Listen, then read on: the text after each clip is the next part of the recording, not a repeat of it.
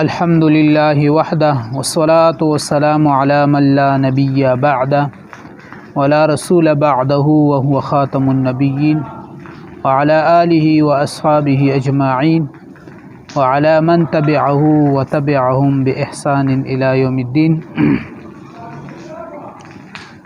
وعلى من تبعه وتبعهم بإحسان إلى يوم الدين أما بعد فقد قال الله تبارك وتعالى في كلامه المجيد وفرقانه الحميد فأعوذ بالله من الشيطان الرجيم بسم الله الرحمن الرحيم كل نفس ذائقة الموت صدق الله العظيم اللهم صل على سيدنا ومولانا محمد وبارك وسلم عليك صلى الله على سيدنا محمد صلى الله عليه وآله وسلم. محترم و عزتمندو،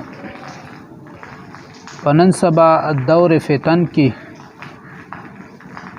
د اسلام او د شریعت خلاف هغه ډیر زیات کارونه کیږي چې اگر مونږ را جمع شوي د اسلام او د شریعت مطابق یو، خو لیکن بیا هم په هغې کې مونږ نه څه کوتاهۍ څه غلطۍ داسې کیږي چې هغې د وجې نه مونږ ته د ثواب په ځای باندې عذاب هم جوړېدی شي. د ټولو نه مخکې راځئ د شیخ ادریس صاحب مبارک دغه ویډیو ګورو، دا تاسو شریکوم، د هغې نه پس راځئ دوه درې خبرې خپل منځ کې کوو. دا ویډیو واورئ.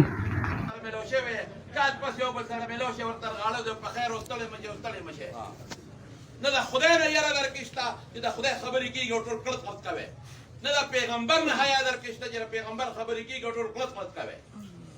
کم از کم د خدای او رسول نه خو حیا وکړې. جنازې له چې راغلی په اطمینان کښېنه چې جنازې ته څومره تاسو دلته انتظار کوئ دومره خدای اجر درکوي، خو د خدای رضا ستاسو نیت کې نشته.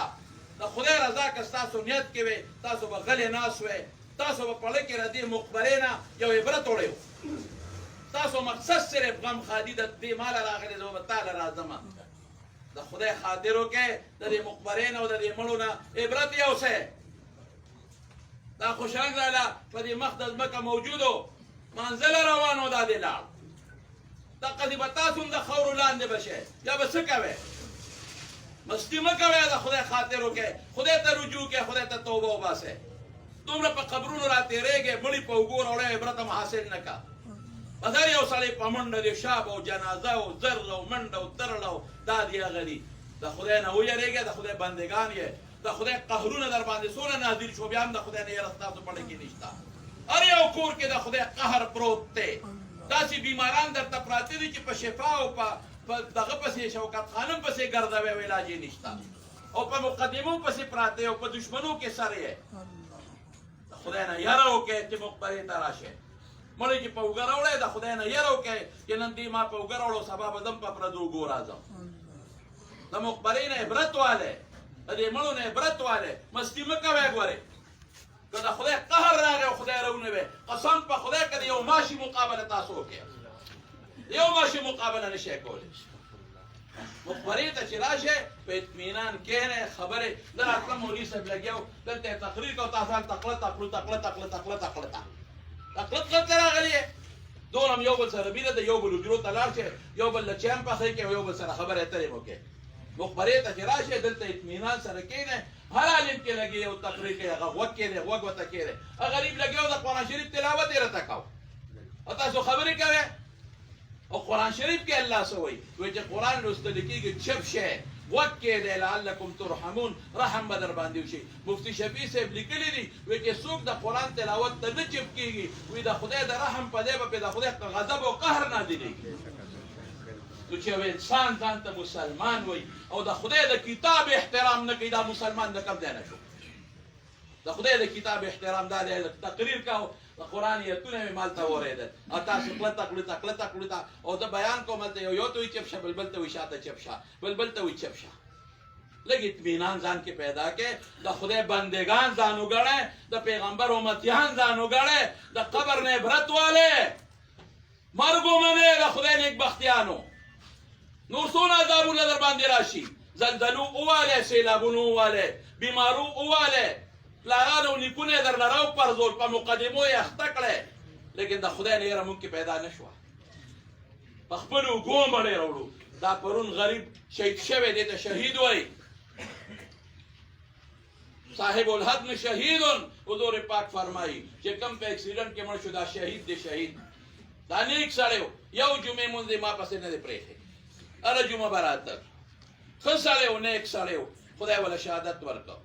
او رسول الله صلی الله علیه وسلم فرمایي درود شریف وایه صلی الله علیه وسلم ارواحهم فی جوف الطیر الخضر. دا به د شنو الوتکو او د شنو د الوتکو په منځ کې وي په جنت کې. لها قنادیل معلقه تحت العرش. او د الله د عرش لاندې به د دې جالي وي. او تسرح من الجنة حيث شاءت. چې کوم ځای خوښي په جنت کې چکرې به لګوي. نو مونږ خو دنیا خوښه ده. مونږ خو وایو چې دنیا کې د مونږ پلار جمدی وي، مونږ هم جمدي وي، د مونږ وروڼه هم جمدي وي. لیکن د الله د انسان اخرت ته نظري. دله خدای اخرت ښه که، آخر وله خدای ښه که. او د هغه نیکو اعمالو بدل خدای ورکړه. زوی حافظ دی، حفظ یې په زوی کړی دی. نو دا ګوره یو الله پاک د هغې بدل په دنیا کې انسان له ورکوي، په آخرت کې هم خدای پاک انسان له ورکوي. نو دا زما څو خبرې په ذهن کې واچوئ. ها دغه ویډیو تاسو وکتله. د شیخ ادریس مبارک بهترین الفاظ استعمال کړي، ډېر زیات ښایسته الفاظ وضاحت سره ډېر ښکلی بیان کړی دی. خو لیکن شیخ صاحب مبارک دا هم ویلی دي چې کله تاسو ته جنازه حاضره شي یا جنازه تاسو دغه د جنازې کټ په خپلو اوږو باندې راوړئ، نو تاسو د هغې نه پس هم خپلې خبرې خپل مابین کې خبرې کوئ. تاسو ته د خدای نه حیا نه درځي، د رسول الله صلی الله علیه وسلم نه ته حیا نه درځي.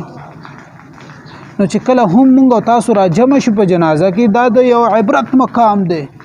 والله العظیم که نن دی که سبا دی که بله ورځ دی، دغسې زما ستا جنازه به بل چا راوچته کړي او د بل چا په اوږو باندې به مقبرې ته ځو. ګورې ها والله العظیم زمونږ قسمت کې به یا دایم یا بنې کېدی شي چې مونږ بغیر د کټه بغیر د مقبرې نه هغه چې کوم دی مړه شو. نو هر سړي ته پکار ده چې کله هم جنازې ته حاضر شولو نو هغه لږ خبرې کول نه دي پکار. هغه د دغه جنازې نه عبرت اخیستل د ته پکار دي چې دا جنازه نن د دې ملګري ده یا د دې زنانه ده، سبا زما کېدی شي، سبا دا مرګ ماتم راتلی شي.